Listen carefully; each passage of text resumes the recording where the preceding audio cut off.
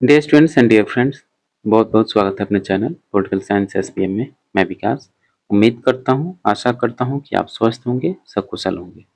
प्यारे साथियों, मुझे पता है कि ये जो आपका समय है बेहद बेहद संकट भरा, बेहद तनावपूर्ण है। तमाम उलझनें दिमाग में चल रही हैं। फिर भी मैं कहूँगा आप इन सब चीज़ों से थोड़ा सा हटकर पॉजिटिव रहिए।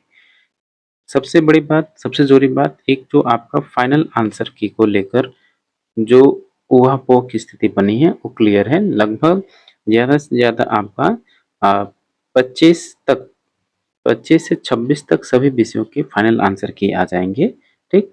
और 11th-12th का भी, इसमें 11th-12th की अब तो केवल आपका 9th-10th और 11th-12th का बचा है, तो आपका ज़्यादा से ज़्यादा 25 से 26 के बीच में फाइनल आंसर की रिलीज हो जाएगा। फिर उसके बाद रही बात रिजल्ट की, तो थोड़ा-सा उसमें समय लगेगा। आप ये दिवाली तक कह सकते हैं, दिवाली के आस-पास तक इसका रिज़ल्ट आ सकता है। ज़रूरी बात ये है कि जो लोग आप टेंशन ले रहे हैं कि बैकलॉग की सीट जुड़ेगी कि नहीं, जो बैकलॉग की सीट जुड़ेगी कि नहीं, तो ये चीज़ तो अब क्लियर है कि जो कल बीपीएससी चेयरमैन का परसों का जो उनका प्रेस कॉन्फ्रेंस है, ठीक है, उन्होंने साफ कहा है कि हमको कोई ऐसी सूचना नहीं मिली है कि बैकलॉग की सीट मिलेगी कि नहीं। फिलहाल जो मेरे पास जो पूर्व की सूचना, उसी के आधार पर काम करेंगे। यानी जो 87,700 के पास, 87,000 के आसपास जो सीट है उसी में भर्ती करेंगे। ठीक। अभी पहली बात याद रखिएगा, अभी सभी विषयों में शिक्षा विभाग को भी कंफर्म बैकलॉग की सीट बता नहीं है, तो थोड़ा सा पेशेंस रखिए। ये काम शिक्षा विभाग का है। शिक्षा विभाग जितनी सीटों का अनुमोदन बीपीएससी को देगा, बीपीएससी उतनी ही सीटों पर मतलब कि रिक्रूटमेंट करेगा, उसके हिसाब से वो रिजल्ट देगा। तो शिक्षा विभाग का काम है कि कितनी सीटें आयोग को दें और फिर उस पर वो रिजल्ट तैयार करें। तो अभी थोड़ा समय लगेगा। समय इसलिए लग रहा है कि जो आपका रोस्टर है वो अभी क्लियर नहीं हुआ है। ठीक। कितनी सीटें खाली हैं, कहाँ कौन कौन सी सीटें खाली, किस विषय में, किस आरक्षित वर्ग में कितनी सीटें खाली हैं, फीमेल मेल, तमाम जो रिजर्वेशन क्राइटेरिया उसमें कितनी सीटें खाली हैं, अभी इसका क्लियर नहीं हुआ है। थोड़ा सा समय लग रहा। तो ये जब तक रोस्टर क्लियर नहीं होगा और जब तक ये बीपीएससी के पास नहीं जाएगा, और बीपीएससी के पास जाने में, उसको मिलने में भी कम से कम 3 सप्ताह का, 3 वीक का भी समय लगेगा। तो इस हिसाब से आप अंदाजा लगा सकते हैं कि रिजल्ट कब तक आएगा। रही बात जो आपकी कट ऑफ है, वो भी थोड़ा सा हम इसमें बता दें कि कट ऑफ आपकी जस की तस रहेगी। जो टीयर 2 में कट ऑफ है, ठीक, उसी को आप मान के चलिए। उसी से प्लस माइनस एक ज़्यादा से ज़्यादा, तो इससे ज़्यादा अंतर नहीं होगा।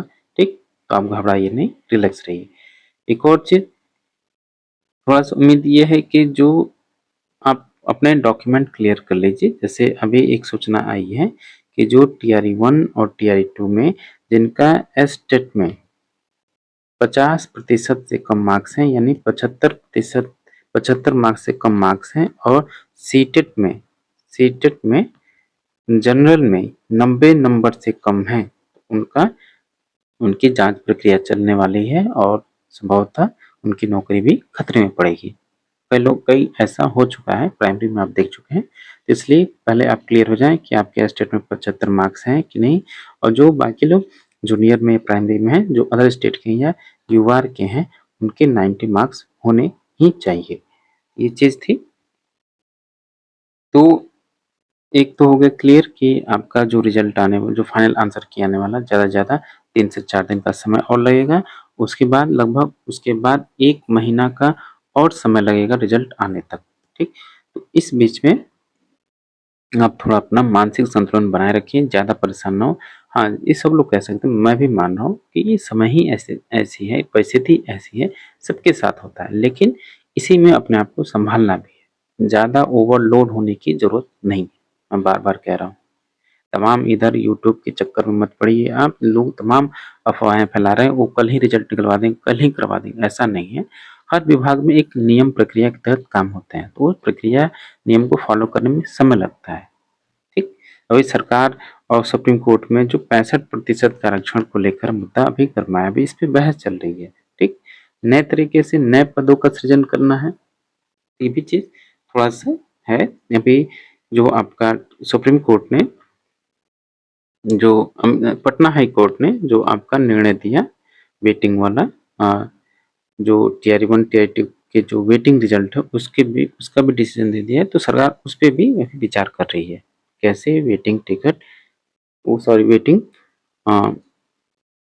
रिजल्ट कैसे हम जारी करें। ठीक, तो थोड़ा सा रिलैक्स रहिए, कुछ भी हो सकता है, सरकार कभी भी कुछ भी कर सकती है। ठीक, तो इसलिए आप पॉजिटिव रहिए, आपके साथ अच्छा ही होगा।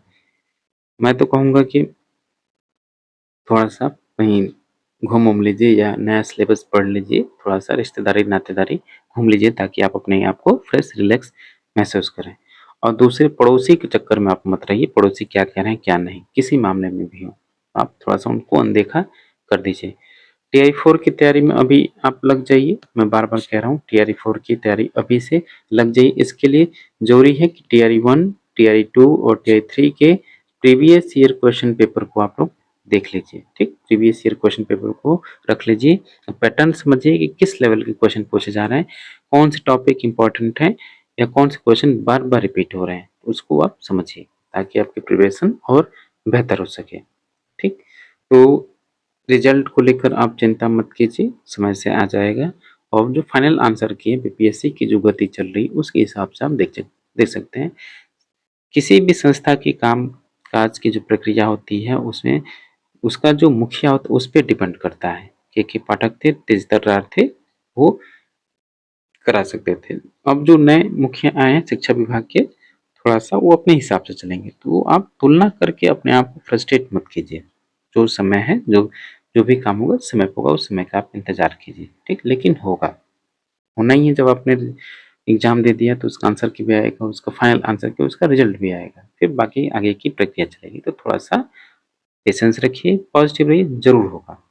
कट ऑफ की चिंता मत कीजिए, कट ऑफ जितना है पिछले टीआई 2 के हिसाब से थोड़ा सा लो रहे, खासकर पीजीटी पॉलिटिकल साइंस। चलिए, मैं तो कहूँगा रिलैक्स कीजिए, पॉजिटिव रहिए, घबराने की कोई बात नहीं है, जो भी होगा अच्छा होगा। चलिए, थैंक यू फॉर वॉचिंग, मिलते हैं आपसे नेक्स्ट वीडियो में।